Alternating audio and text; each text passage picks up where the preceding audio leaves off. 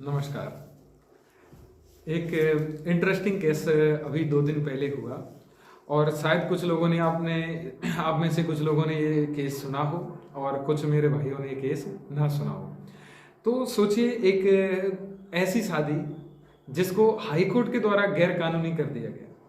थोड़ा सुन के अजीब लगता है। दो परिवार एक साथ मिलते हैं, दोनों की रजामंदी से शादी होती है, खूब धूमधाम के साथ शादी होती है, बारात आती है, जो सारी रीति रिवाज शादियों के लिए किए जाते हैं वो सारे रीति रिवाजों के तहत शादी होती है और पति के द्वारा कोर्ट में अर्जी लगा दी जाती है कि ये मेरा गैर कानूनी विवाह है, इस विवाह को कैंसिल करो। देखिए, डाइवोर्स की अर्जी नहीं लगा रहा है, अर्जी लगा रहा है कि विवाह गैर कानूनी है और कोर्ट के द्वारा फैसला दिया जाता है कि बिल्कुल सही बात है, आपकी शादी गैर कानूनी है। तो आप में से कुछ मेरे भाई सोच रहे होंगे कि गैर कानूनी मतलब क्या है। जब पूरे रीति रिवाजों के साथ शादी हुई, बरमाला हुई, फेरे हुए, सब कुछ हुआ, फिर गैर कानूनी कैसे कर दी? और गैर कानूनी कर दिए तो फिर तो हमारी भी कर सकता है। चिंता की कोई बात नहीं है, आपकी नहीं करेगा। ये केस कुछ अलग ही है। थोड़ा सा इसके पीछे हम कुछ कहानी भी है, उधर जाएंगे। थोड़ा आगे बताता हूं इस केस में फिर क्या हुआ। इस केस में पत्नी के द्वारा फिर याचिका लगाई जाती है। दिल्ली हाई कोर्ट में पत्नी जाती है, आर्टिकल नंबर 14 का हवाला देती है और कहती है कि आर्टिकल नंबर 14 हमारे संविधान का आर्टिकल 14 कानून के समक्ष सभी को समान मानता है, फिर मेरे साथ ऐसा व्यवहार क्यों है? और जो मैंने शादी की है वो तो पूरे देश में चलती है, बहुत सारे क्षेत्रों में चलती है और मुझे कुछ कानून की समझ नहीं है। यदि कोई ऐसी कानून की गलती हुई है तो इतनी बड़ी सजा मुझे नहीं मिलनी चाहिए।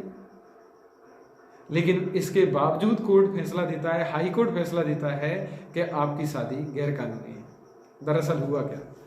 दरअसल ये दोनों पति पत्नी रिश्ते में दूर के चचेरे भाई बहन लगते थे। दूर के चचेरे भाई बहन लगते थे, इसलिए कोर्ट ने जब अपना ऑर्डर दिया तो उसमें बोला कि आप दोनों के मध्य सापिंड विवाह हुआ है और सापिंड विवाह हिंदू मैरिज एक्ट के तहत गैर कानूनी है। अब दो शब्द आए, सापिंड विवाह और हिंदू मैरिज एक्ट। तो देखिए, देश में बहुधर्म है, बहुत सारे धर्म हैं और बहुत सारे धर्मों के लिए एक कानून नहीं है। सभी धर्मों की शादियां अपने अपने धार्मिक कानूनों के हिसाब से होती हैं। जैसे मैं यदि बात करूं कि हिंदुओं की शादी किस कानून से होती है, ये कब बना, तो हिंदुओं की शादी हिंदू मैरिज एक्ट 1955 से होती है।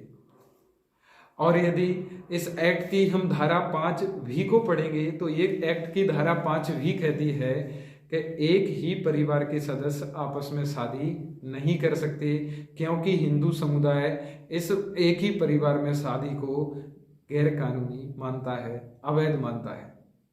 अब सोचिए, दोनों चचेरे भाई हैं तो फिर आपको लग रहा होगा कहीं ना कोई किसी एक दूसरे का रिलेटिव तो होता ही है, और ये तो दूर के चचेरे भाई हैं। थोड़ा और डिटेल में बताओ तो देखिए, इसकी धारा 3F2, धाराओं में कुछ नहीं रखा लेकिन फिर भी बताने के लिए, फैक्चुअल इंफॉर्मेशन के लिए बढ़िया रहता है। 3F2 कहती है कि माता की 3 पीढ़ी और पिता वाली साइड से 5 पीढ़ियों के अंतराल के बावजूद पेरेंट्स एक ही नहीं होने चाहिए। यानी पिता की 5 पीढ़ी, मम्मी की 3 पीढ़ी के साइड से संबंध नहीं मिलने चाहिए। यदि ऐसा है तो ये माना जाएगा कि आपकी एक ही कुटुंब में शादी हुई है, अर्थात आपकी शादी सापिंड है।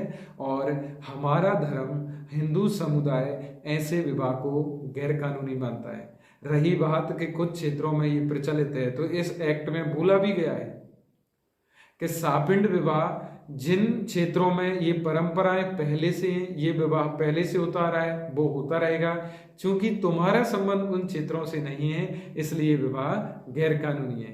तो 2 टर्म से आप क्लियर हुए। सापिंड का मतलब एक ही कुटुंब में विवाह, और किस विवाह को एक ही कुटुंब में माना जाएगा, किसको नहीं माना जाएगा, तो पिता की 5 पीढ़ियों में से पेरेंट्स एक ही नहीं होने चाहिए, अर्थात पिताजी, दादाजी, उनके पिताजी, उनके पिताजी और उनके पिताजी, 5 पीढ़ियों तक आपके पेरेंट्स मैच नहीं करने चाहिए।